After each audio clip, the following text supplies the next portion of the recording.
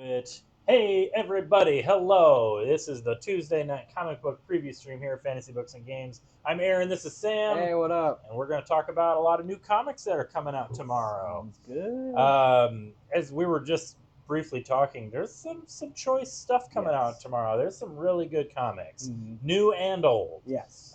There is, we like to start with the facsimiles, and there are four full facsimiles and a half.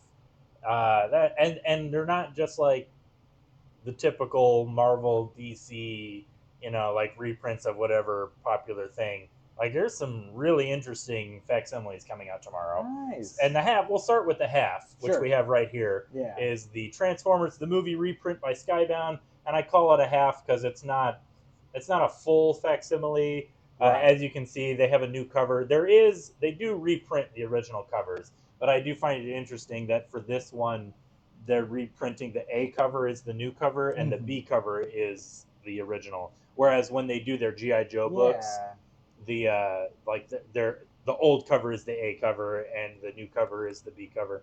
But yeah, this is a reprint of the original Transformers the movie adaptation by Marvel, done in, I don't know when this would have been, 86, 85, somewhere in there. Dang. But yeah, it is just as you might expect an adaptation of the original Transformers movie. There's Galvatron there. We saw Megatron get killed in the last issue, and he gets turned into Megatron by Unicron.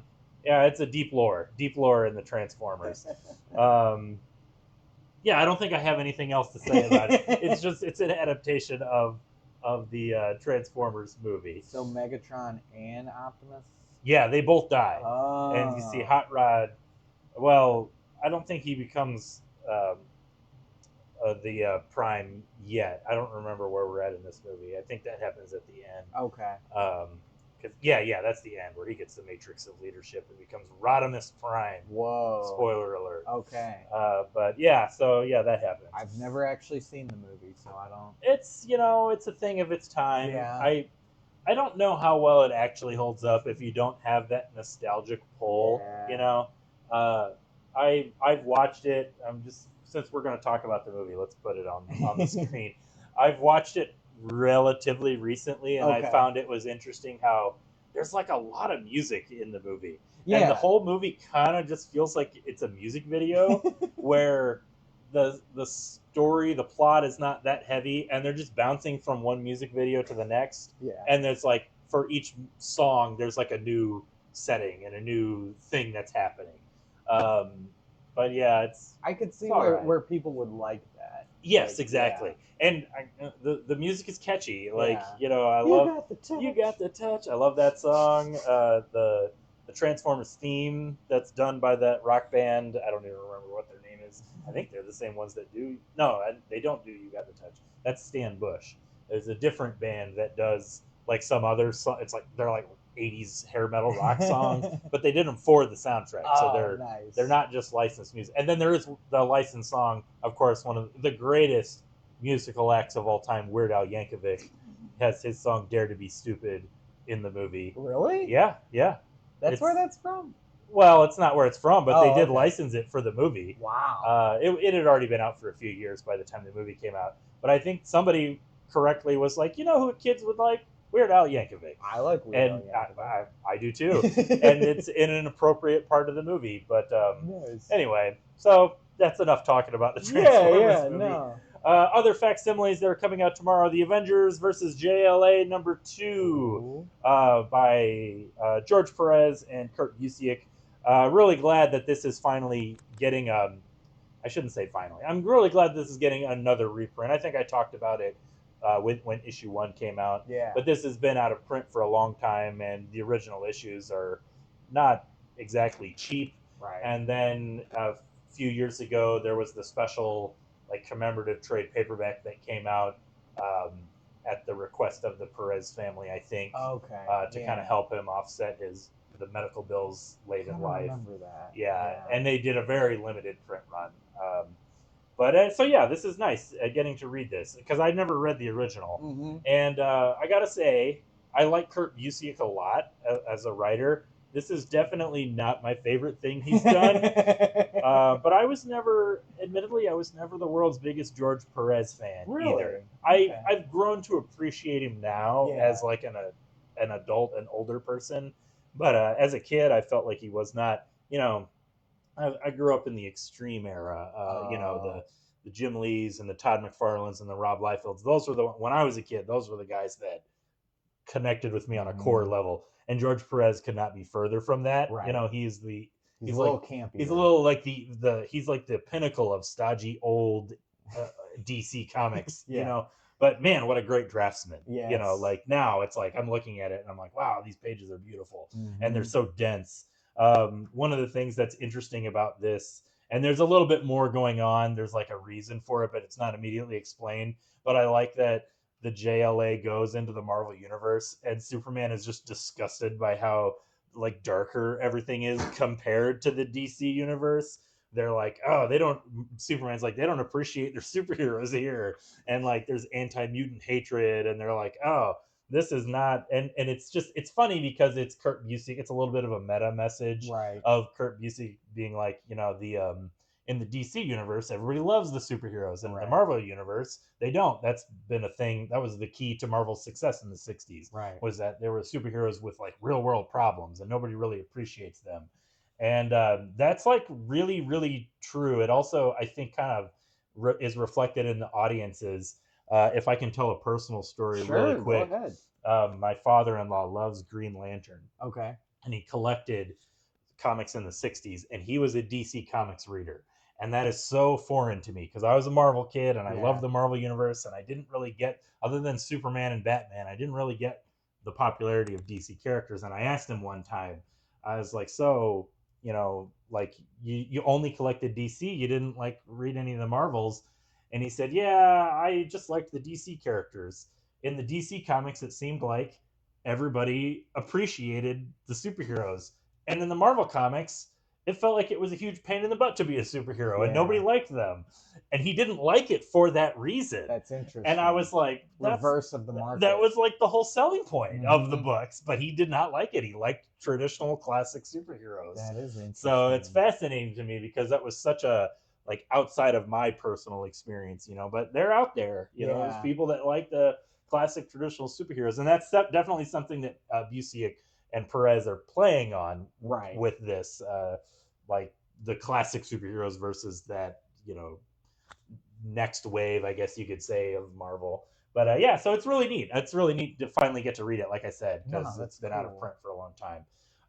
Also coming out tomorrow. Very, very excited about this. This is something I've read before, but Fantagraphics is reprinting 8-Ball #1 by Dan Clowes. Nice. I think last month or the month before, they reprinted the first issue of Hate by Peter Bagge, and now they're doing 8-Ball, and I am such a huge Clowes fan. I have a few original issues of 8-Ball, but it's something I never really tracked down. It's always been reprinted in collected editions. And a few years ago, they put out that the complete Dan Clowes collection, which just has every issue of 8-Ball. It's really good. But this is neat to see. This has it's the beginning of one of my favorite Dan Clowes things, Like a Velvet Glove Cast in Iron. You can see it here.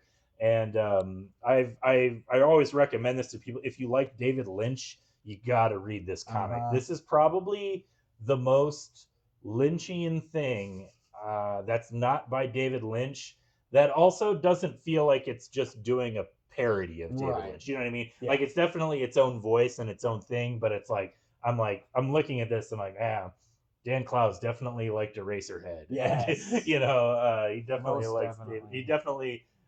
This would have been before Twin Peaks came out, I think. So, really? Yeah, this was like 89 or 90. Wow. But it would have been right around that time that was that type of surrealism was kind of mainstream, in that way. So many of the characters in this remind me of Twin Peaks a little bit.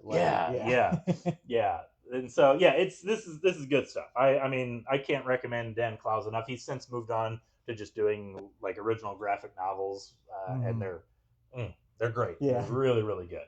So very cool that they're reprinting that. Also coming out, a commemorative first issue, Dark Horse is reprinting the first issue of Hellboy. This is the very, very Ooh. first issue of Hellboy by Mike Mignola.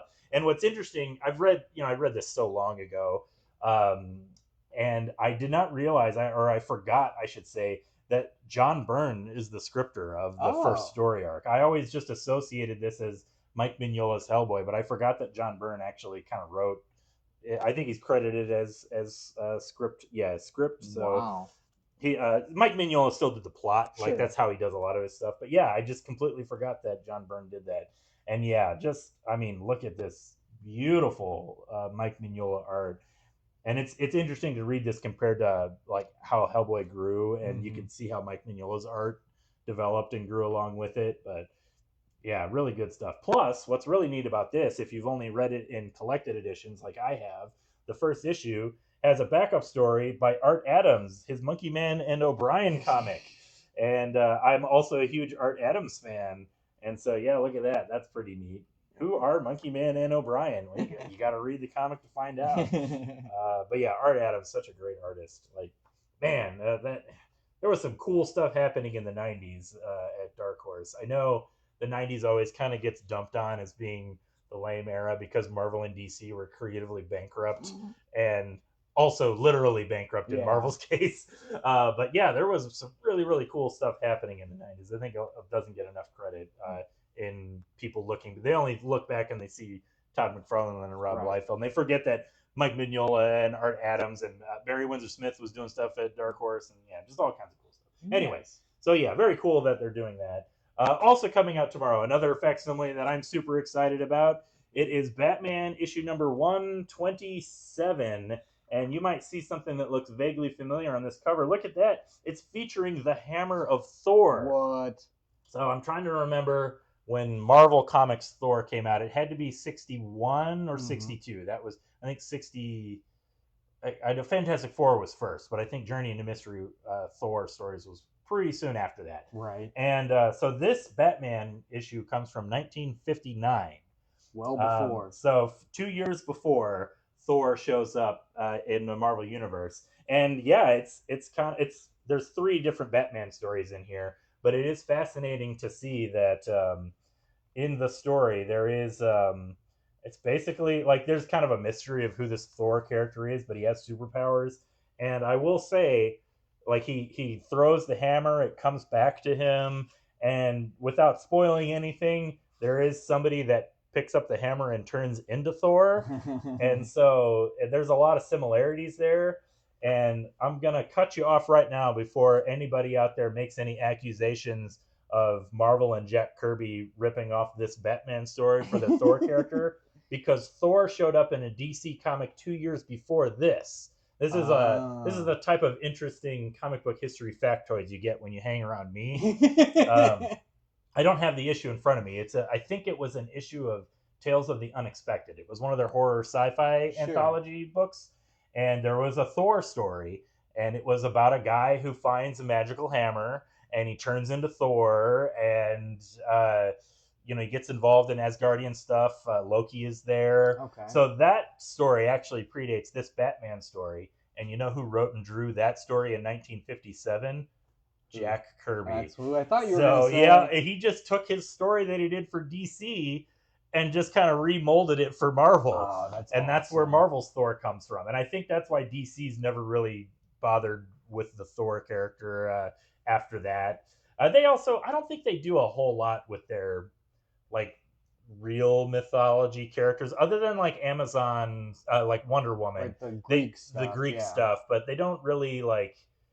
I think they just let Wonder Woman be the like real world mythology, ancient religions, and I think they're more interested in just propping up their characters as the current mythology, you know. Whereas Marvel, like they kind of lean into like Thor and Hercules, and there's some other characters, I'm sure. But anyway, yeah, this is really neat that this is getting. I mean, it is a great cover. It's a classic cover of Silver Age Batman and Robin and.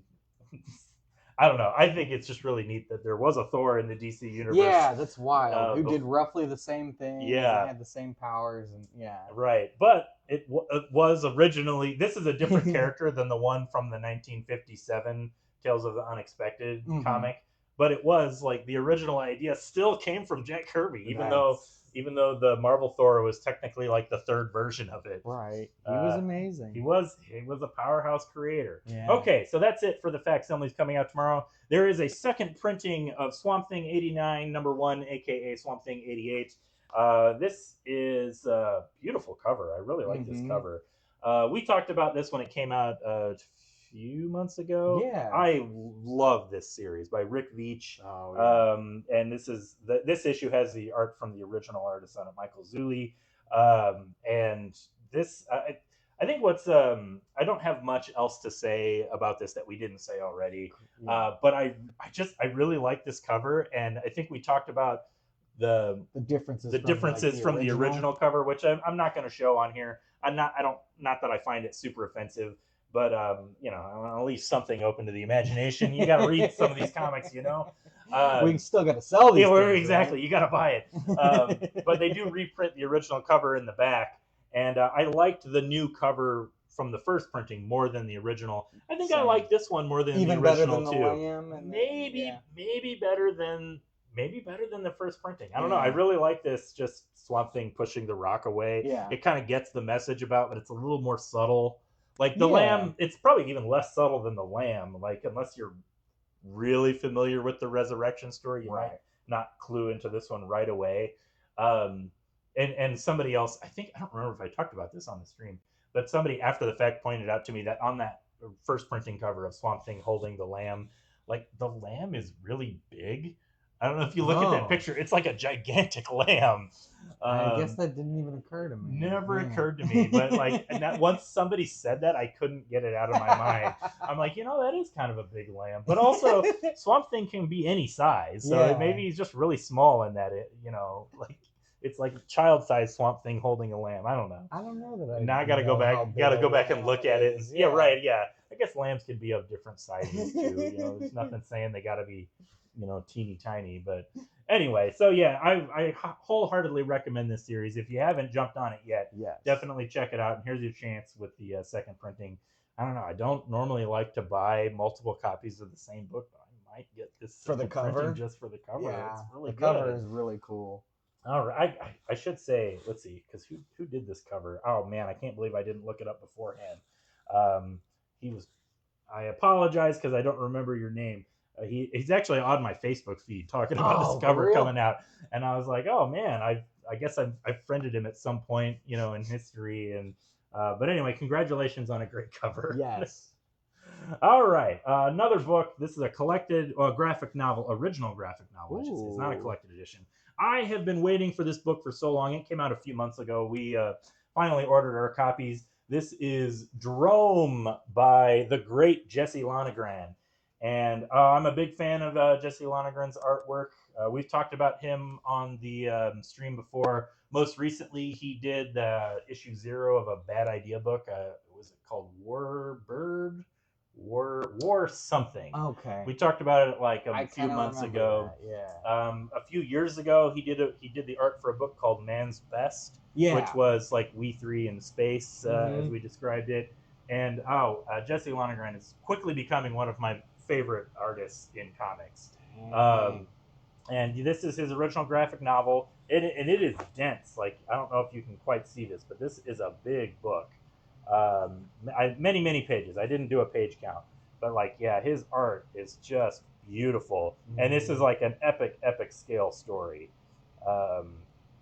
Life, is it mostly textless, or it is not? It's he does a lot of sequences like that. He's really good with these page layouts. Like, I really like this page. Right, I just opened up to a random page, and I really like this. You got this guy sitting there in like the concentric circles, kind of drawing your attention. Like it's a flat 2D effect of a camera zoom in, you know, kind of. It's really great. Cool stuff. I'm so excited to read this book. I've heard people raving about it, one of their favorite books of the year, so definitely recommend this. It was nominated for an Eisner this year. I don't remember which category, but yeah, I have not read this, and I'm still recommending it over most of the stuff coming out tomorrow. I'm just such a big fan of his art. I know it's going to be good. Sweet.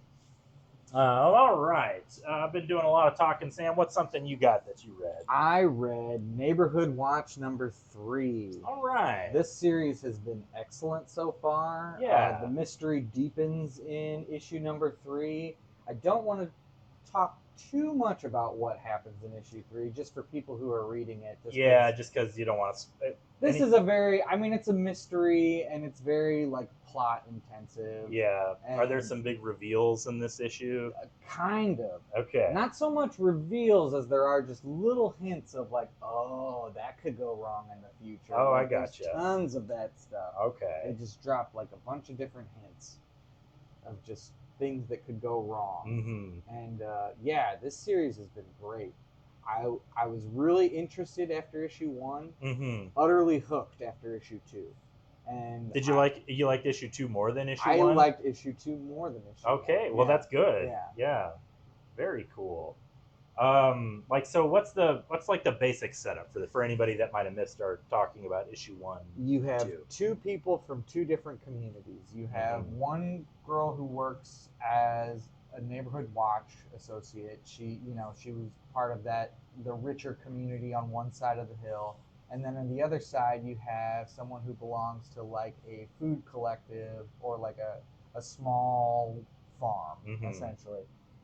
I like the real quick. I like this coloring effect of how you know which character's perspective, which setting it is. So like these blue tinted pages. This is the like the rich homeowners association neighborhood, and the orange pages are the like commune, the hippie pages, right? Exactly. That's pretty neat. It's such a simple but elegant solution to the point of view issue. Yeah. Yeah. Anyway, they find some tunnels underneath both their respective like houses and areas and stuff like that, and the tunnels lead to someone who has like not been murdered but almost killed, and they both know this person from their respective communities. Okay. And so this person's living like a double life. Okay, so that's kind of the setup, is the mystery of like what's going on with this person. Right. Why were they almost killed? What are they doing living two lives? That sort of thing. Okay. Yeah. Well, I don't think I want to flip through any more of this. I don't want to spoil anything for anybody that might be reading it. But yeah, it sounds really. I read the first issue. We had a discussion. I liked it. I didn't read the second issue, but it sounds like maybe I should. You should. Well, because I think we had the same reaction to the first one, where it was just like, that was a really strong first issue. The last page went in a direction where I wasn't quite sure I wanted to follow. Yeah. You want to follow. Okay. Yeah. All right. Definitely.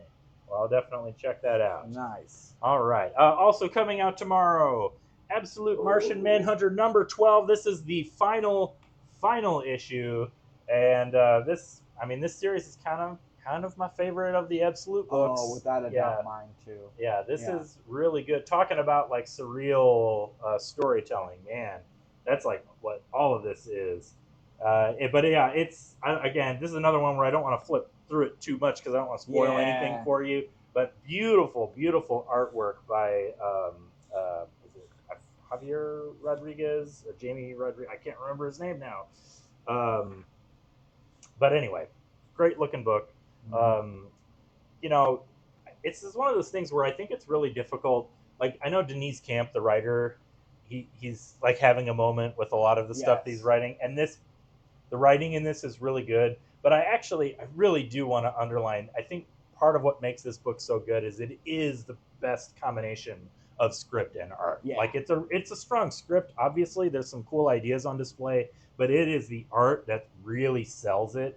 Just, it looks great, and especially when you have something that's kind of like tripped out like this, supposed to be a little psychedelic and surreal, and if you didn't have the art really pushing it, it would just be clunky and awkward and weird. And the art is very clear and crisp. Like, there's not a lot of confusion, not a lot going on in the panels. Yeah, it's like, it's for being so surreal and abstract, it's pretty straightforward storytelling. Yeah. I think it's easy to follow. So yeah, really, really good. Great conclusion. It ends similarly to issue 6 in that it is a solid, satisfying, definite ending, but also they could do more if so inclined. And also, I don't want to like spoil anything, but I did like where the characters were left at this ending. Yeah. It's a solid ending, but it's like it was. If you know anything about Martian Manhunter, it was really satisfying. Nice. So yeah, I'm very happy with it. Okay, cool. Also coming out tomorrow, Ordained #3. This is from Bad Idea Comics. This is written by Robert Venditti, and I think it was also co-created by the guy who did John Wick, Mhm. I think, if I'm not mistaken. And this is basically John Wick, except the main character is a Catholic priest, ex-Navy SEAL, and it takes place in St. Louis. That was the other kind of thing. Okay. And not to be like a nitpicker or a complainer, but I was so shocked that this story takes place in St. Louis and they never showed the arch. Like What? that's so weird. You like have to do It's that. like how do you establish that it's St. Louis without showing the arch? Yeah. I feel like it was a decision that they made on purpose, or maybe they did and I just completely missed it. I suppose that's possible, but I feel like, you know, because I think I talked about that in the first issue where I was like, I didn't feel like there was any St. Louis landmarks, the arch being one of the most notable ones. Yeah.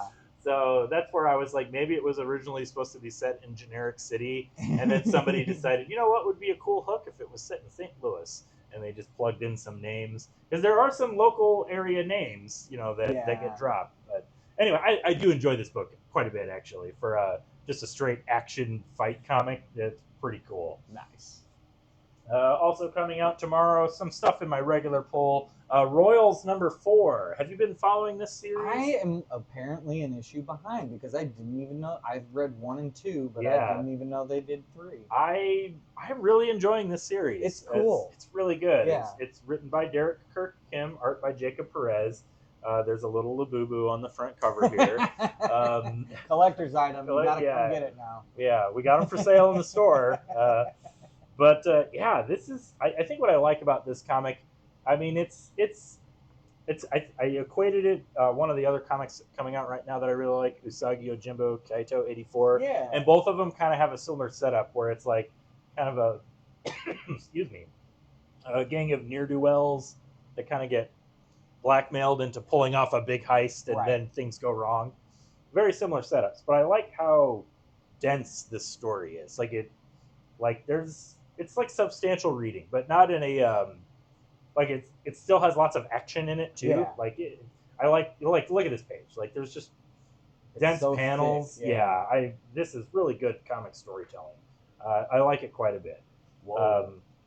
Yeah, there's some cool stuff happening. If the basic setup is you have 2 brothers that have a psychic connection and they can communicate telepathically, which they use to cheat at cards, you know, and just kind of like, you know, they're not trying to be superheroes or supervillains necessarily, and you know, they're kind of scoundrels, modern day scoundrels, you might say, and they get caught by the casino that they blackmail or that they cheated, you could say that, and they get blackmailed into kind of pulling off this heist, and as you might expect, it kind of goes wrong. And there's some other stuff going on behind the scenes. There's some plot reveals in issue 3 about a character that was kidnapped and held hostage. Oh. If you remember that. That's the one I didn't read. So, yeah. So that's what I got to look forward to. It's really good. Yeah. Highly, highly recommended. I think we do still have all the issues in store. But yeah, issue 4 comes out tomorrow, and that's one of my favorite books coming out right now. Nice. You know, when you have I read a lot of comics, but it's definitely one that I look forward to reading, and it's not on the bottom of the stack. Yeah. If that makes sense. It makes perfect sense. Yeah. All right. Also coming out tomorrow, talking about being excited about something. Yeah. The Dead Man #2. This, I believe, we didn't get to talk about issue 1 because it might have been the week that I was on vacation. I think that came out. I think that was right. So I liked issue 1 a lot. I did too. Yeah. I really liked it. Mm-hmm. I had one friend complain to me because it's a really wordy comic. Sure. And they were like, I mean, there's a lot of text on this page. Yeah. And they were like, I don't want to read that. Look at all that text. There's a lot of text. I had just the first 3 pages, tons of text, but it didn't bother me in the slightest because it's quirky and it's written well. You know, it's not just text for text's sake.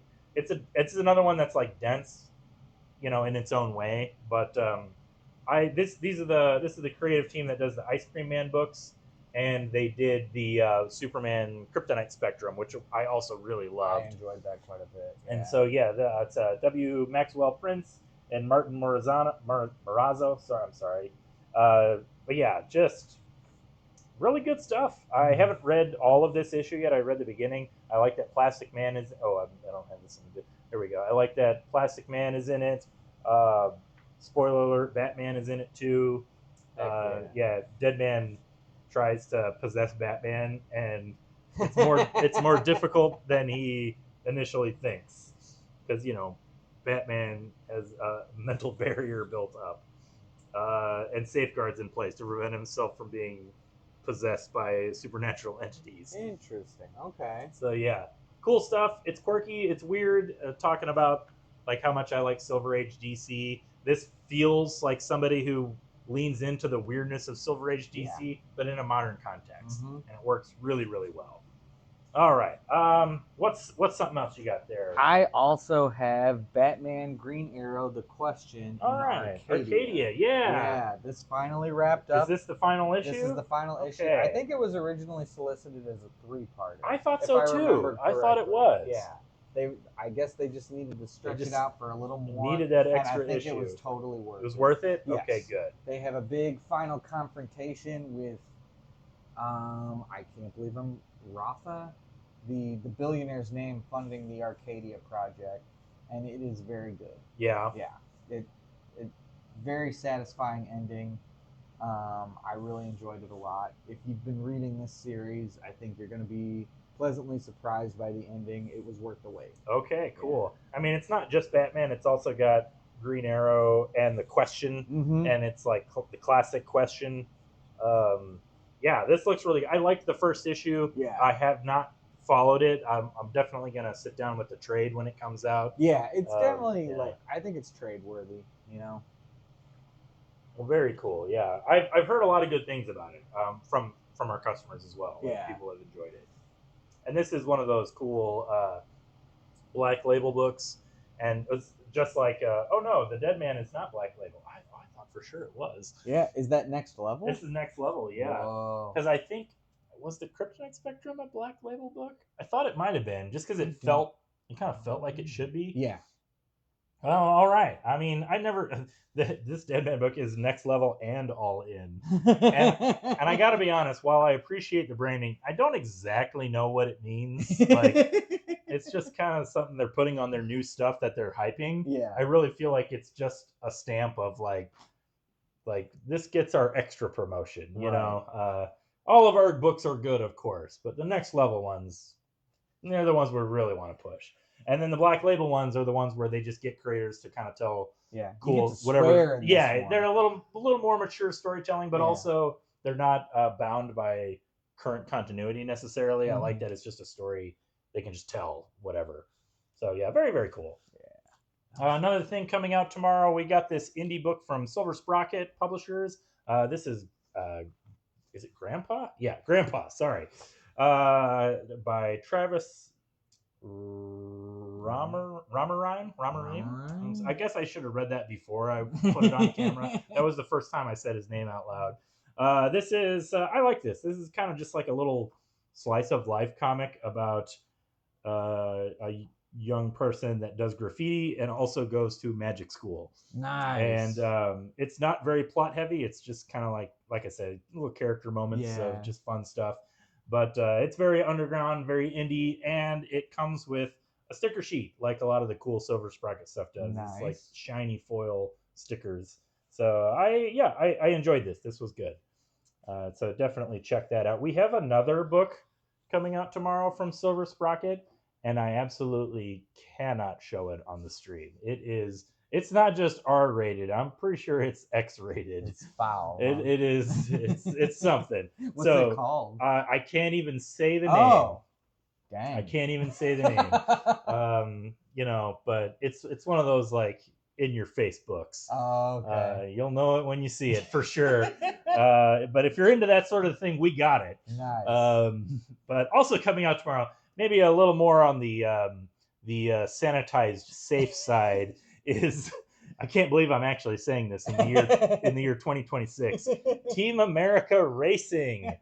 Oh, show of hands, who remembers the Team America comic from the 80s? You had to explain it. I did. It was they rode around on motorcycles and kind of got into, I guess they sort of fought crime. They helped people. It kind of felt like a generic TV show, like the A Team, Yeah. where it's like every episode they just kind of get involved in a plot, and they end up helping. Or like the Hulk show, Okay. where he kind of just wandered around. There are a lot of shows that do that.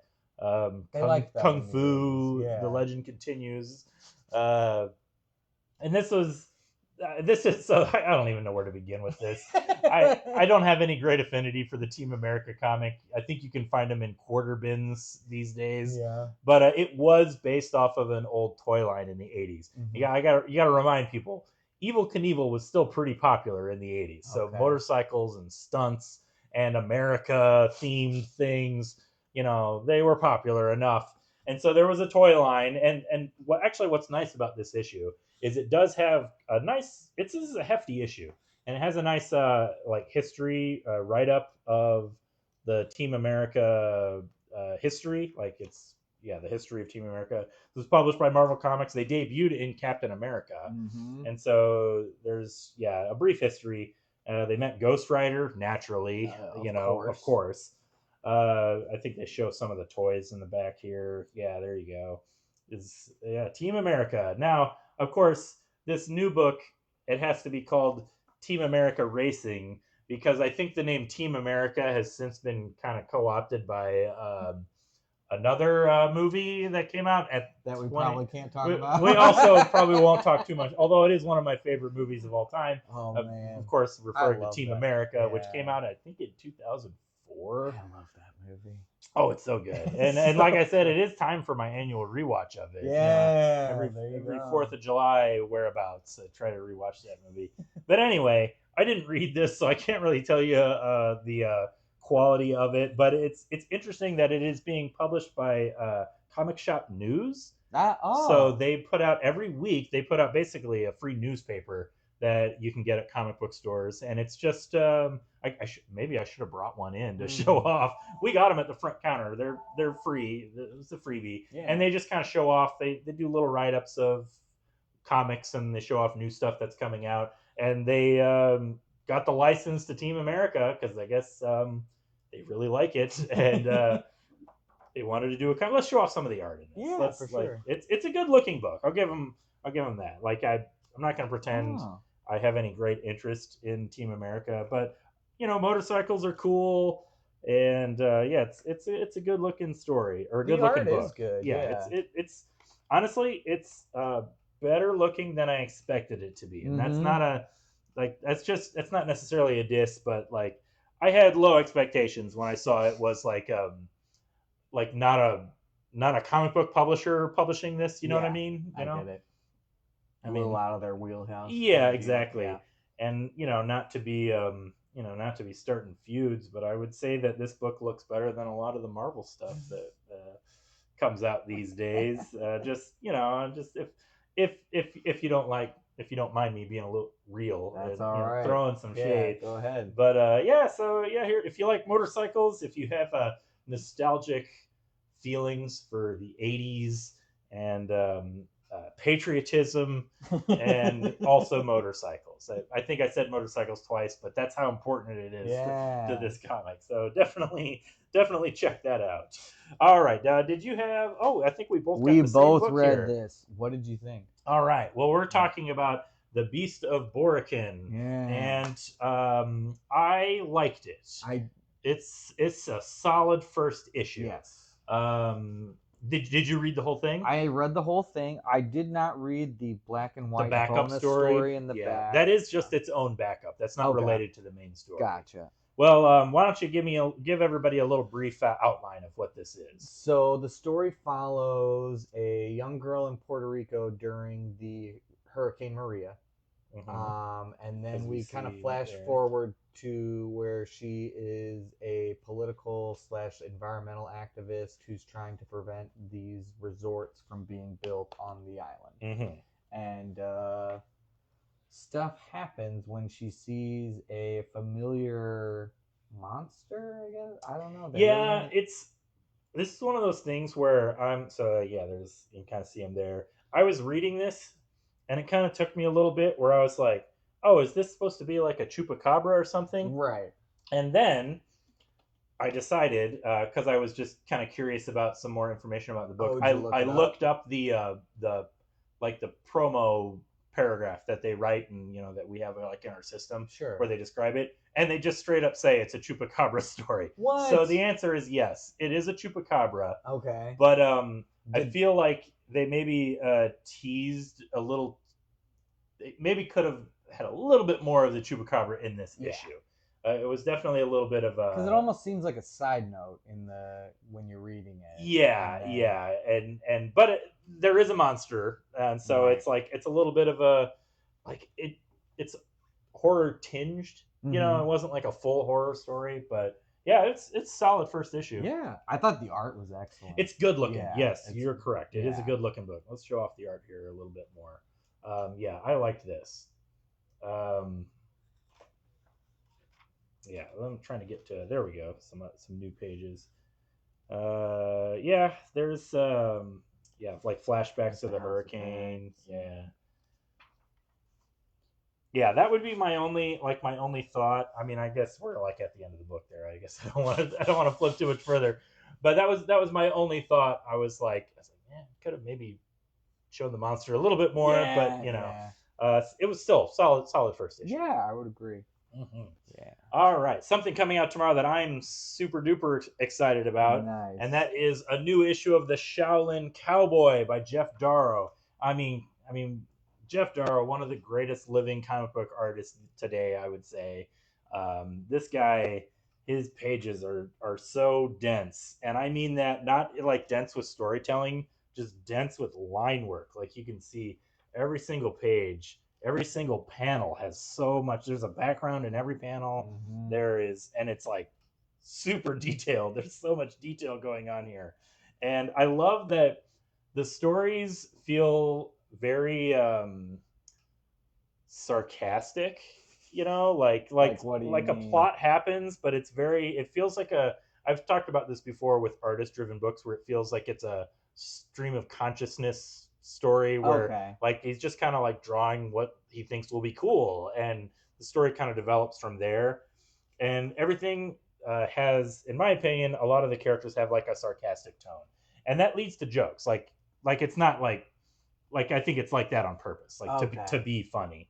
There's like these animals talk, and like this bird, they want Shaolin Cowboy to read this note that he finds in a bottle, and the bird says, "Don't be selfish. I can't read. Not enough bookworms in my desert diet." A little like puns like that.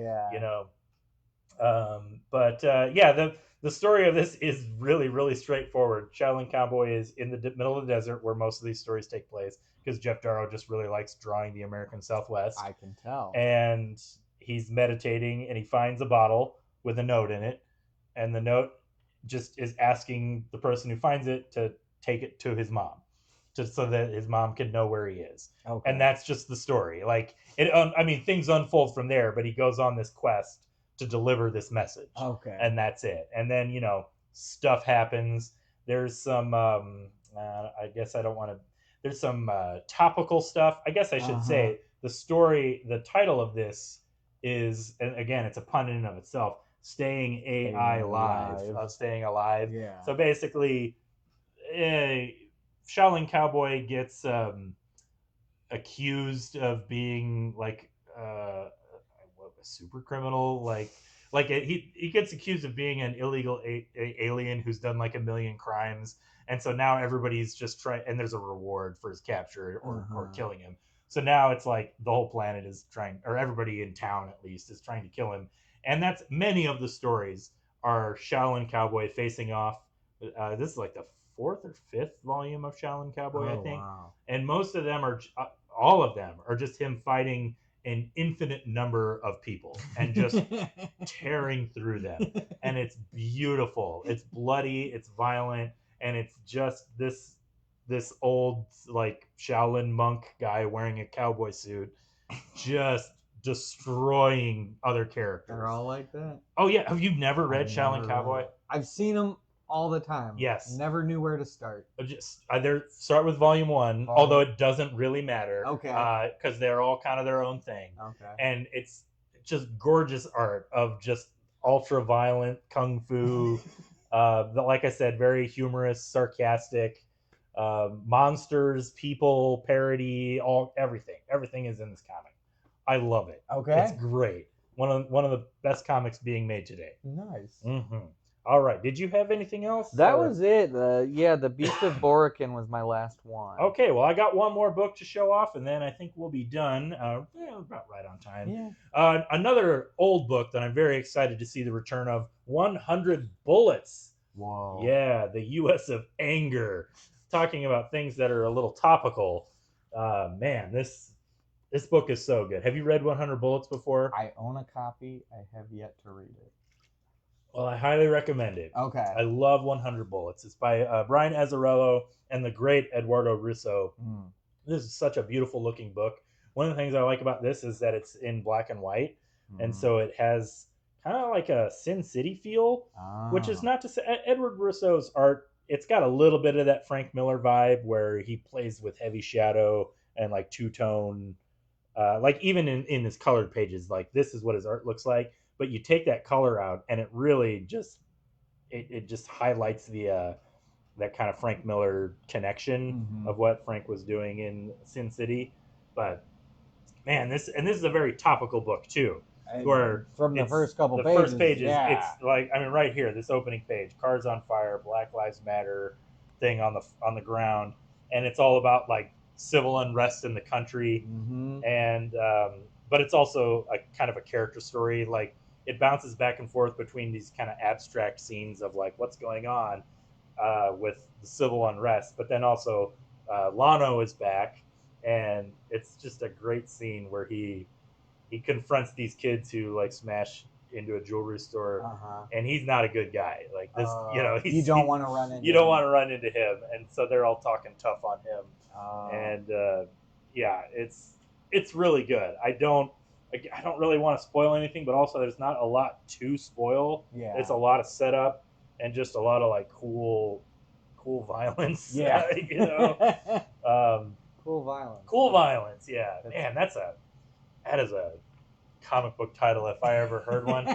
Somebody, I gotta copyright that. Cool violence. Yeah, you heard it here first. Right? Yeah, but yeah, I really love 100 Bullets. Like it's such a good comic that really grew out of its initial premise. The initial premise, like it went 100 issues back in the 90s into the 2000s, I think, and the initial premise was that each like story arc was kind of standalone, and there was this mysterious guy that would just show up and hand somebody a briefcase that had a gun and 100 bullets, and the bullets were completely untraceable, and it was always like a character story about somebody who had been wronged in some way, like some moral way, and they had no recourse, and this guy shows up and he's like, do whatever you want, you won't get in trouble. And so it was like all these people kind of facing this moral dilemma of like, if you had the ability to just kill somebody and get away with it, would you do it? Right. And it starts off, that's such a good simple premise, and it really grows from there into this giant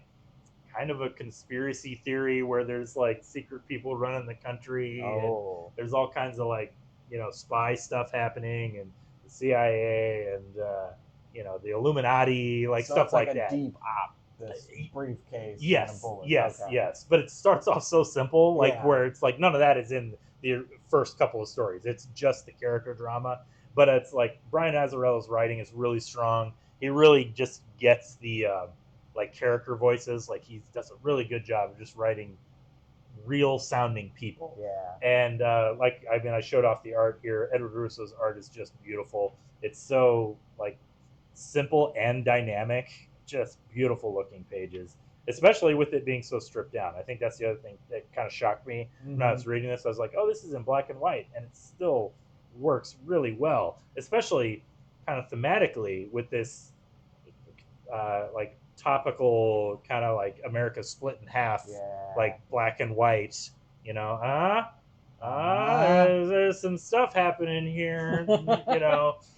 Man, what a good comic. So I think this is a 5 or 6 issue series. I don't remember, but I'm just glad 100 Bullets is back. Yeah, and it does just kind of continue from where the previous series left off. But also, I think you can just read this and appreciate it as a story. Like it's definitely designed that you could just kind of jump in and read it. You don't need to have read the previous 100 issues to Will really this get make it. you want to go back? I think so. Okay. Yeah. Okay. Because there's some stuff in here that sounds like kind of throwaway stuff that if you've read the original series, you know what it means. Yeah. But it doesn't it doesn't really have any effect on the story. You Right. know. But yeah, I'm so happy that this is back. This is good stuff. Nice. All right, I think that's everything. Like I said, there's some really good stuff. There was some really good some stuff. classic stuff. Man, a lot of good stuff coming out tomorrow. I'm excited. All right, we're going to call it there. Thanks, everybody, for watching. Definitely come on down to the store, buy all these cool comics we just talked about. And you get to talk to me and Sam and all our other wonderful employees. I'm not going to list them all by name, but they're all really good, although none of them are as good as us. Yeah. When it comes to talking comics, that's for sure. All right, everybody. We'll see you all next time. Bye. Bye.